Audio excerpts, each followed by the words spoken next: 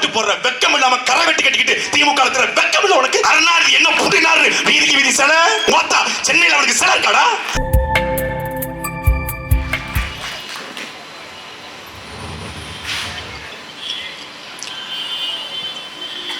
மாதவரம் சட்டமன்ற தொகுதி புத்தகத்தில் நடந்து கொண்டிருக்கிற நாம் தமிழர் கட்சியின் தற்சார்பு கொள்கையில் தமிழகம் போற்றும் இதுவே எங்கள் கனவு என்கிற இந்த கூட்டத்தை ஒருங்கிணைத்து நடத்துகிற சட்டமன்ற தொகுதியினுடைய பொறுப்பாளர்களுக்கும்,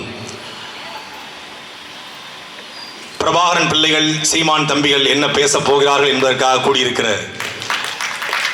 மானமும் அறிவும் வீரமும் மிக்க உறவுகளுக்கும், நம்மளை பேச போறானா அவங்கள பேச போறானா இல்ல புதுசா வந்திருக்கவனை பேச போறானா என்று ஆங்காங்கே ஒளிந்து கொண்டு கேட்டுக்கொண்டிருக்கிற உடன்பிறப்புகளுக்கும், நம்மளை தான் கண்டிப்பா திட்டுவான் என்று மரங்களில் ஏறி அமைந்திருக்கிற அன்பிற்குரிய அணில் குஞ்சுகளுக்கும்,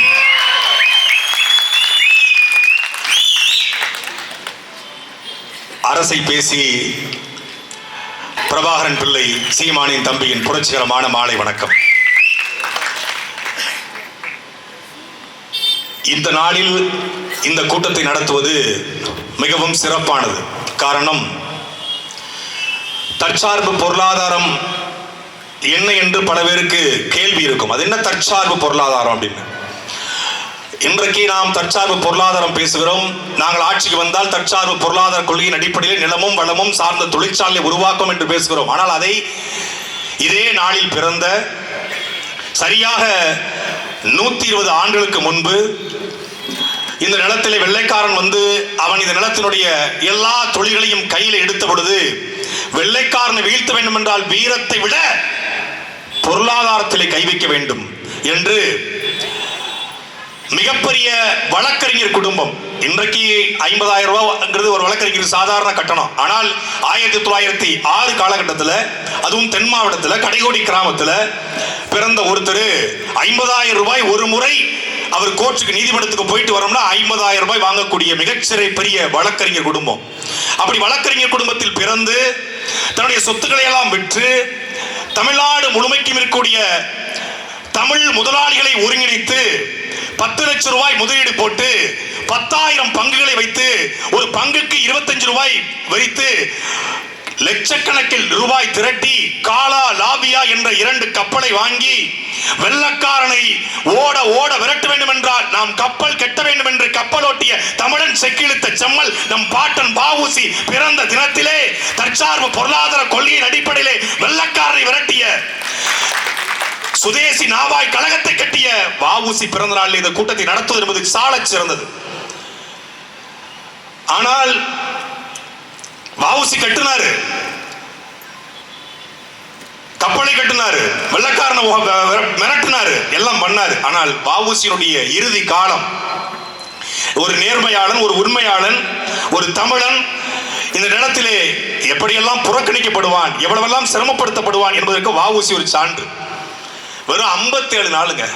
எதுக்கு 57 நாள் பாளையங்கோட்டை ஜெயில இருந்ததுக்கு, பாளையங்கோட்டை சிறையினிலே பாம்புகள் பள்ளிகள் நடுவினிலே அஞ்சாமல் இருந்தது யாரு, அவர்தான் கலைஞர் பாரு. 57 நாளுக்கு பாம்புக்கும் பள்ளிக்கும் பாளையங்கோட்டை ஜெயில என்ன வேலை? 57 நாள் பாளையங்கோட்டை ஜெயில இருந்ததுக்கு ஒரு பாட்டை போட்டு என் தாத்தன் பெரியப்பன் சித்தப்பன் எல்லாத்தையும் ஏமாத்தினாங்க. ஆனா கூட சொன்னாங்க 40 ஆண்டுகள் தண்டனை, 4.5 ஆண்டுகள் சிறை. எந்த சிறை? இன்னைக்கு இருக்கிற புழல் சிறை போலவோ, திருச்சி சிறை போலவோ, மத்திய சிறை போலவோ கிடையாது. கழிவறை கிடையாது, கழிவறை இல்லாத சிறை. கழிவறை போக வேண்டும் என்றால் அந்த ஒரு 8க்கு 6 அறை, அந்த ஓரத்தில் ஒரு மண் சட்டி இருக்கும். அந்த மண் சட்டியில தான் மலம் கழிக்கணும். காலையில 6 மணிக்கு மரத்தை கொண்டு கொட்டிட்டு வெயில்ல அந்த சட்டியை காய வைக்கணும், திருப்பி எடுத்து உள்ள வைக்கணும். கழிவறை இல்லாத, மின் விளக்குகள் இல்லாத, மின்சாரம் இல்லாத சிறையில மாடு கூட இழுக்க திணறுகிற ஒரு சக்கை ஒரு மனுஷன் இழுத்தாண்டா நம் பாட்டன் வ.உ.சி. மொத்தா சென்னையில் அவனுக்கு சிலை இருக்காடா? கருணாநிதி என்ன புடுங்கினாரு, வீதிக்கு வீதி சிலை. பெரியார் என்ன புடுங்கினாரு, வீதிக்கு வீதி சிலை. அண்ணா என்ன புடுங்கினாரு, வீதிக்கு வீதி சிலை. என் பாட்ட வஉசிக்கு இல்லாத சிலை. அண்ணா பேருந்து நிலையம், பெரியார் பேருந்து நிலையம், கருணாநிதி பேருந்து நிலையம், கருணாநிதி நூலகம், கருணாநிதி மருத்துவமனை 57 நாள் இருந்தவனுக்கு 4.5 வருஷம் கோயம்புத்தூர், பாலக்காடு, கண்ணூர் சிறையிலே தத்தளிச்சான், தவிச்சான், வெளியே வந்தான். இதே சென்னையில, இதே கொளத்தூர் தொகுதியில மண்ணெண்ணெய் வித்தாண்டா, மண்ணெண்ணெய் வித்தான், மளிகை கடை நடத்தினா, தோத்து போனா. உங்களுக்கு தெரியுமா?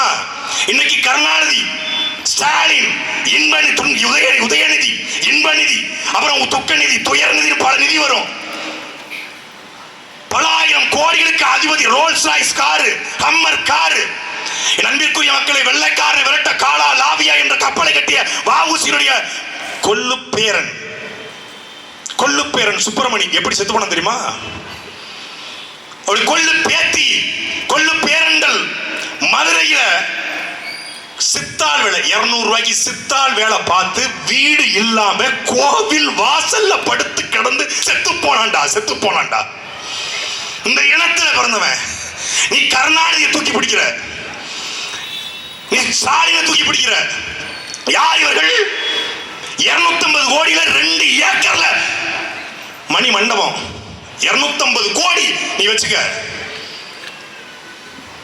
வஉசி மட்டும்தான் புறக்கணிக்கப்பட்டாரா?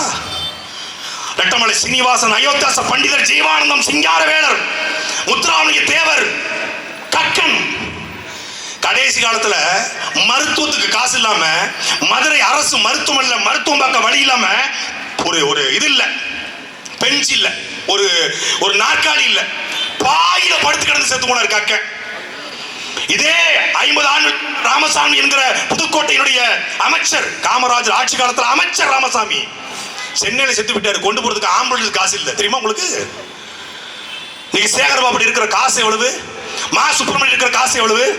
ஏவா வேலு கிட்ட, KN நேரு கிட்ட, KK SSR கிட்ட, அன்பில் மகேஷ் கிட்ட இருக்கிற காசு எவ்வளவுடா? ஓட்டு போடுற வெக்கம் இல்லாம கரை வெட்டி கட்டிக்கிட்டு திமுக வெக்கம் இல்ல உனக்கு? வெக்கம் இல்ல? எத்தனை 1000 கோடி.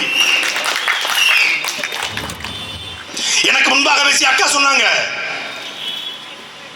70 ஆண்டு கால திமுக 70 ஆண்டுகள் ஆட்சியில 4,80,000 கோடி கடந்து, இந்த 4 வருஷ ஆட்சியில 4 லட்சம் கோடி கடந்து மொத்தம் 9,20,000 கோடி கடன் வாங்கி என்ன பண்ணிருக்கீங்க? பள்ளி கல்வித்துறையில 250 பள்ளிகளை நடத்த முடியாமல் அரசு இழுத்து மூடுகிறது. தனியார் பள்ளி வளர்ந்துகிட்டு இருக்கு. அரசு மருத்துவமனைக்குள்ள இந்த நோய்க்காக சிகிச்சை எடுக்க சென்று நான் திரும்பி வந்த காற்று. பிரியா என்கிற ஒரு பெண், கொளத்தூர் தொகுதியை சார்ந்த, முதலமைச்சர் தொகுதியை சார்ந்த பிரியா என்கிற ஒரு வீராங்கனை, கால்பந்து வீராங்கனை, முட்டியில ஒரு சின்ன பிசகல் ஏற்படுச்சு, தசை பிடிப்பு. ராஜீவ்காந்தி அரசு மருத்துவமனைக்கு போறா, காலில் ஒரு சின்னதா அறுவை சிகிச்சை பண்றான், கால் அழுகி போச்சு, காலை வெட்டினான். திருப்பி மீண்டும் மருத்துவமனைக்கு கொண்டு போறாங்க, என்ன பண்ணான்னு தெரியல, இறந்து போச்சு பிள்ளை. நடந்துச்சா இல்லையா? ஒரு அரசு காவல்துறையினுடைய ஏட்டு தலைமை காவலுடைய மகளுக்கு தவறான இன்ஜெக்ஷனை செலுத்தி காய்ச்சலுக்கு போன பிள்ளைக்கு 2 காலும் கருகி போச்சு. அரசு மருத்துவமனையில எக்ஸ்ரே எடுப்பதற்கு சீட் இல்லாம A4 சீட்ல எக்ஸ்ரே எடுக்கிறான். 9 லட்சம் கோடி கடன். என்ன, எந்த துறை வளர்ந்திருக்கிறது?